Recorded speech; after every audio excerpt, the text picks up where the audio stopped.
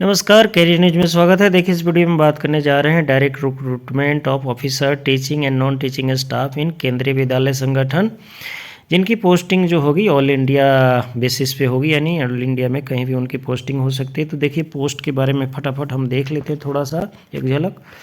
Assistant commissioner की post है, जिसमें आपको टोटल जो पोस्ट बनेगी आपको 52 पोस्ट है। उस वैसे ही प्रिंसिपल की टोटल पोस्ट आई है केवीएस में 239 पोस्ट है। वैसे ही वाइस प्रिंसिपल की टोटल पोस्ट जो है 203 पोस्ट है। फिर उसके बाद पीजीटी की पोस्टें हैं जो लगभग आपको देखें तो 1409 पोस्टें हैं।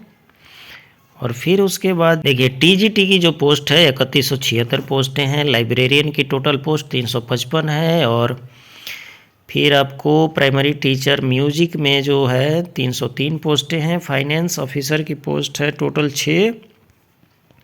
असिस्टेंट इंजीनियर की पोस्ट है 2। असिस्टेंट सेक्शन ऑफिसर का पोस्ट है 156।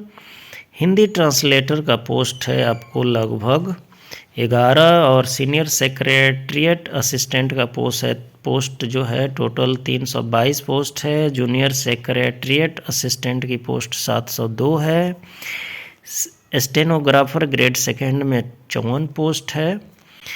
तो ये लगभग आपको काफ़ी पोस्टें हैं अगर देखें तो, है ना।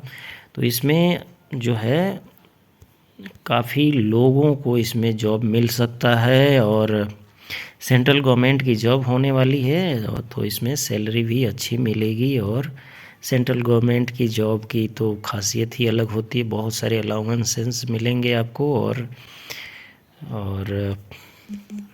रेस्पेक्ट भी मिलता है सेंट्रल गवर्नमेंट के एम्प्लॉय को। असिस्टेंट इंजीनियर इन सिविल्स, तो ये सारी पोस्टों का नाम जो हमने अभी देखा वो दिया गया है। और इसमें कहता है कि केवीएस की वेबसाइट यानी www.kvs.nic.in पे जाके आप अपना एप्लीकेशन डाल सकते हैं। इसमें जो होगा आपकी जो बहाली होगी वो कंप्यूटर बेस्ड टेस्ट के आधार पर लिया जाएगा। मतलब टेस्ट होगा, उसमें जो लोग मेरिट में आएंगे उनका इंटरव्यू होगा और फिर उनकी नियुक्ति होगी। तो यहाँ कैटेगरी वाइज आप इसको डाउनलोड करके देख लीजिए।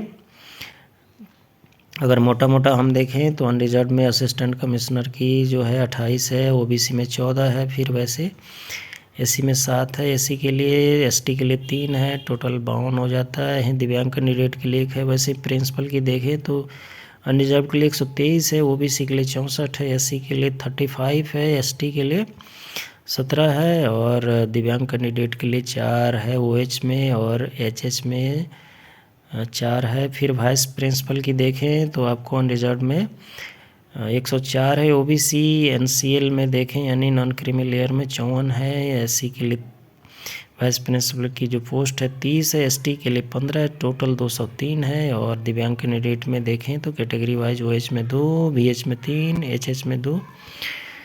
इस हिसाब से भी अगर आप आगे देखें तो पोस्ट ग्रेजुएशन टीचर की देखें यानी पीजीटी की देखें तो इसमें भी आप देख सकते हैं हिंदी सब्जेक्ट में वैकेंसी है, कैटेगरी आप देख लीजिएगा। इंग्लिश वैकेंसी है, इंग्लिश में वैकेंसी है, फिजिक्स में वैकेंसी है, केमिस्ट्री में वैकेंसी है, मैथ में वैकेंसी है, बायोलॉजी, हिस्ट्री, ज्योग्राफी, इकोनॉमिक्स में वैकेंसी है, कॉमर्स में वैकेंसी है, आपको कंप्यूटर साइंस में और बायोटेक्नोलॉजी में वैकेंसी है। पीजीटी की फिर आपको ट्रेंड ग्रेजुएट टीचर यानी टीजीटी की बात करें तो हिंदी में आई है वैकेंसी, इंग्लिश में वैकेंसी है, संस्कृत में भी वैकेंसी है, कैटेगरी आप देखते चलिए। सोशियोलॉजी स्टडी में, मैथमेटिक्स में, साइंस में, पी&एच में, पी&HE में, है ना, ये शायद फिजिकल एजुकेशन है। और आर्ट एजुकेशन में और WE में। तो इस तरह से इसमें भी देखें तो टोटल जो वैकेंसी बन जाती है आपको 3176 वैकेंसी बन रही है। और लाइब्रेरियन की यहाँ देख लेते हैं अनरिजर्व में 146 वैकेंसी है, ओबीसी एनसीएल में 95 और एससी में 53, एसटी में 26, ईडब्ल्यूएस के लिए 35 और दिव्यांग कैंडिडेट के लिए भी यहाँ दिया गया है 6 वैकेंसी आपको एच में है, 5 वैकेंसी एच में है। प्राइमरी टीचर म्यूजिक में अगर देखें अनरिजर्व की 124 है, ओबीसी एनसीएल 81, एससी के लिए 46, एसटी के लिए 22, ईडब्ल्यूएस के लिए 30, टोटल 303 वैकेंसी है। और ओएच के लिए 5, वीएच के लिए 5 और इस तरह से। फिर फाइनेंस ऑफिसर की देखें तो अनरिजर्व के लिए 4 है, ओबीसी एनसीएल के लिए 1 है, एससी के लिए 1 है और टोटल 6 हो जाता है। फिर एचएच के लिए 1 है यहाँ पे दिव्यांग कैंडिडेट के लिए। सिविल असिस्टेंट इंजीनियर सिविल में देखें तो 1 वैकेंसी है आपको अनरिजर्व के लिए, 1 वैकेंसी एसटी के लिए वैकेंसी है। असिस्टेंट सेक्शन ऑफिसर में अनरिजर्व के लिए 65, ओबीसी के लिए 42, एससी के लिए 23, एसटी के लिए 11, ईडब्ल्यूएस के लिए 50, टोटल जो है आपको 156 वैकेंसी है। ओएच के लिए 2 हो जाता है दिव्यांग कैटेगरी में, वीएच के लिए 2, एचएच के लिए 1।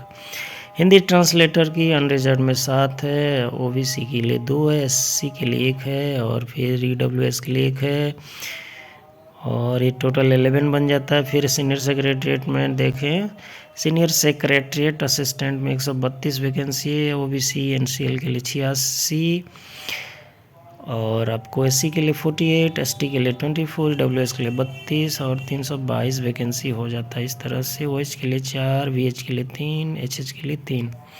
जूनियर सेक्रेटरीट असिस्टेंट की देखें तो 286 वैकेंसी रिजर्व के लिए, 189 वैकेंसी जो है आपको ओबीसी के लिए एनसीएल कैटेगरी में, एससी के लिए 105, एसटी के लिए 52, ईडब्ल्यूएस के लिए 70 और ओएच के लिए दिव्यांग कैटेगरी में 8, वीएच के लिए 8 और एचएच के लिए 7। इस तरह से आपको एक्स सर्विसमैन के लिए इसमें 70 वैकेंसी है, यानी एक्स सर्विसमैन की भी वैकेंसी है इसमें।